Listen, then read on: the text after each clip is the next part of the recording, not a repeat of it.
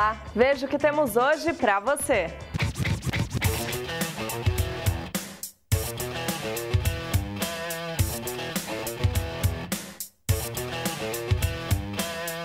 Esta semana no Cá Entre Nós vamos falar de educação. Convidamos Marilisa Grotoni, diretora do Colégio Santa Cecília, para conversar sobre as crianças e adolescentes de hoje, as funções da escola e da família, os desafios do dia a dia e muito mais. Acompanhe a entrevista hoje e amanhã, aqui no Espaço Unisanta.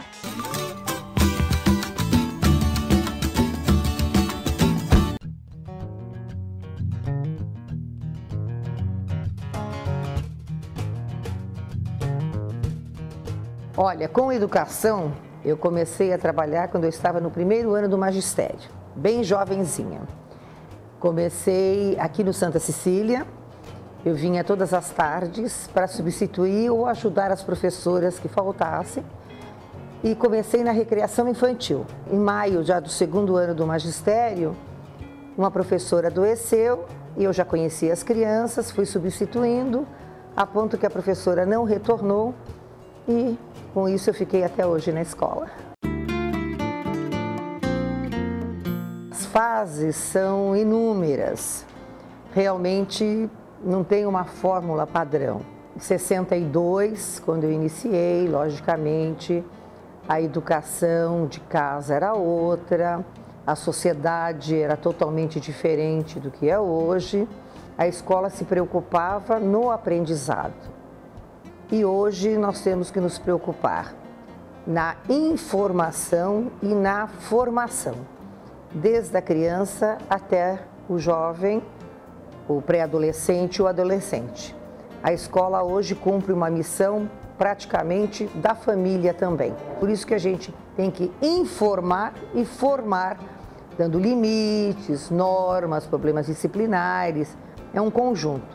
Porque muitos vêm sem esses limites de casa, então a escola tem que suprir todas essas falhas, de passo a passo, dependendo da faixa etária, mostrando respeito, os princípios básicos da educação, de dar licença, faz favor, muito obrigado, dar um bom dia, até amanhã, bom final de semana. Essas coisas eu acho que não tem época. Isso é uma coisa que vem de dentro de cada um, é da formação.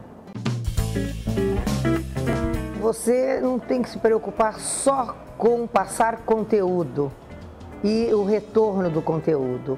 Hoje você passa o conteúdo, hoje você tem o retorno do conteúdo, você tem uma visão muito grande, porque as crianças hoje com a nova tecnologia tão avançada, realmente você não pode se resumir só numa sala de aula. Você tem que procurar novos espaços e com isso também as crianças são mais agitadas, muito falantes e você tem que procurar motivar muito.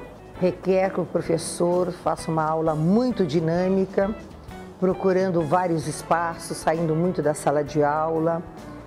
Eles querem muita atenção, porque eles sentem a falta às vezes da atenção da família. Eles adoram ser ouvidos, chegar, contar novidades. Isso não são só os pequeninos, e sim os adolescentes também. Eles têm uma necessidade incrível de contar o que está acontecendo com eles, os problemas familiares. Às vezes eles sentem falta desse apoio da família, talvez por questões que as famílias hoje, pai e mãe trabalham, às vezes ficam com os avós ou com as pessoas que trabalham na casa. E eles não têm essa oportunidade de conversar. Isso eles sentem muito. Às vezes nós estamos no pátio, a gente observa uma criança, um adolescente triste. Está acontecendo alguma coisa? Aí realmente eles têm uma abertura muito grande, eles contam os problemas, procuramos sempre dar uma atenção, procurando sempre esse aluno que está com esse tipo de problema.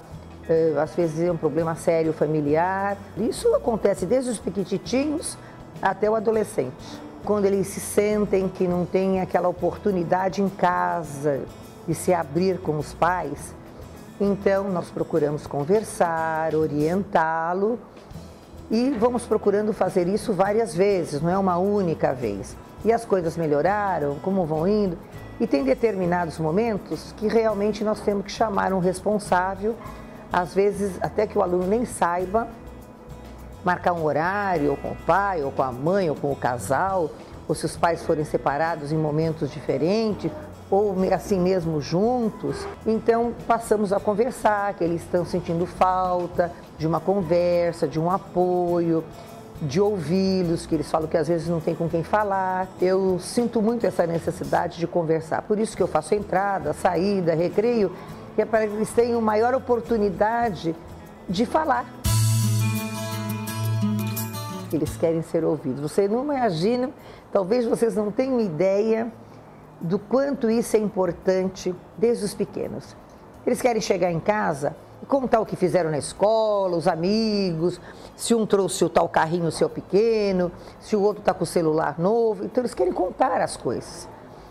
E essa oportunidade às vezes eles não têm, pelo fato de os pais trabalharem o dia inteiro. E às vezes isso não quer dizer que seja a regra geral. Tenho pais maravilhosos, que além de trabalhar o dia inteiro, eles estão sempre presentes. Mas não é aquilo que a gente gostaria, certo? Eu não digo nós aqui, isso é uma coisa geral. Isso é em qualquer escola, em qualquer lugar. A sociedade que faz com que todos tenham que correr ao trabalho. Você se lembra dos sonhos que teve na noite passada e entendeu o significado deles? Os sonhos trazem uma carga para a gente de informações com as quais a gente às vezes não está nem pronto necessariamente, conscientemente para lidar. Eles trazem informações sobre o nosso futuro, sobre o nosso passado e o nosso presente. E se a gente conseguir lidar bem com os nossos sonhos, a gente consegue resolver um monte de situações, a gente consegue reduzir traumas e a gente consegue projetar um futuro, até mesmo espiritual, de uma forma melhor. Diariamente temos aproximadamente 50 sonhos. Ao longo da vida, a quantidade deles diminui, ou seja, uma criança tem mais sonhos do que um adulto. E não é só o ser humano que é capaz de sonhar, os animais também são.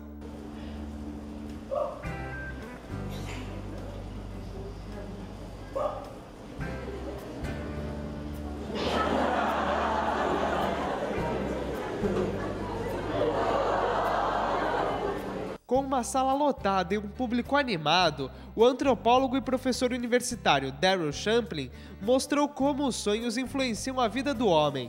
Ele também explicou como eles podem ser entendidos. Há vários tipos de sonhos. Por exemplo, que serve apenas para você reciclar as bobagens do dia que você passou. Tem sonho, por exemplo, que vem depois que você assiste a um filme que te deu medo e você tem um pesadelo. Tem sonhos que são causados exclusivamente por estímulos ambientais. Então, alguém joga água em você, você tem um sonho, o telefone toca, você tem um sonho. Mas os sonhos que são mais ricos e que trazem informações mais valiosas são os que eu chamo de espirituais e psíquicos. São aqueles que ajudam a gente a resolver mecanismos, sejam pessoais, sejam até às vezes dos outros. A palestra faz parte do programa Dividindo para Somar, criado há 10 anos. Mais de 2.500 pessoas já assistiram às palestras. A maioria vem em busca do significado para um sonho que teve. E a cada ano o antropólogo conta novas histórias para o público. Uma moça veio para uma vez me confessar que ela estava nadando numa piscina e tinha até a ver com uma música da época que era moda. Ela nadava numa piscina onde havia muitos ratos. Então eu lembrei automaticamente da música, mas também lembrei que alguns estudiosos associam ratos, por exemplo, e particularmente os pelos do rato aos pelos pubianos, portanto os ratos são associados de uma certa forma à sexualidade. E eu questionei a ela se por um acaso ela poderia estar grávida. E ela afirmou categoricamente que não.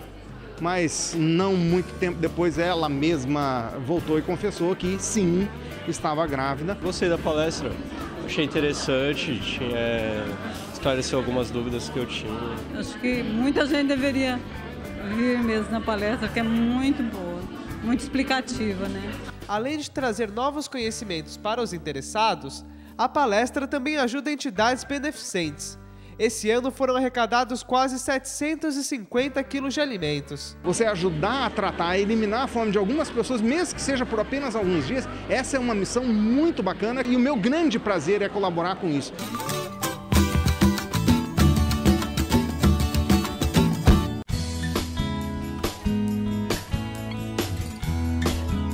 Isso atrapalha às vezes, porque às vezes eles passam, às vezes até 3, 4 horas da manhã, para vir assistir a aula às 7, às vezes chegam morrendo de sono, não é? Eu ainda às vezes brinco, trabalharam a noite inteira? Fiquei na internet. Mas tem que limitar o tempo. Seus pais aí quando chega aí a família, né? Tem que ter um horário. Se você ficou até 4 horas da manhã na internet, para você ter aula às 7, 10 da manhã, quanto tempo você dormiu? Então, realmente, a gente volta naquele aspecto, a família presente. Esse uso é feito em casa, não é feito na escola. Então, na realidade, nós procuramos orientar os pais que estejam antenados com os filhos à medida que eles estão fazendo uso da internet. Porque nas aulas de laboratório tem a professora e mais 3 auxiliares que acompanham a aula toda. Então, dentro da escola, tudo vai muito bem. Eu acho que a internet é o que há de melhor, desde que bem orientado. Eu acho que não tem idade aí, tem consciência. Desde que você veja o que está fazendo, o que está escrevendo, a quem você está se direcionando, eu acho que não tem idade. Então, o problema de conscientização de como utilizar esses meios. O problema que às vezes dá determinados transtornos para a família, ou às vezes passa para que a escola ajude a resolver, é quando é direcionado a coisas não corretas.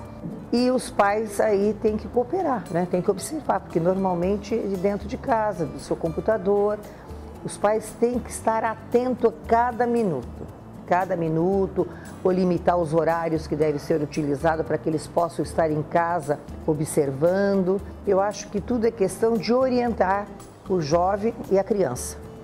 Eu acho que nada precisa delimitar tal idade, porque hoje uma criança pequena sabe coisas que talvez na minha idade eu só ia aprender com 15, 16 anos.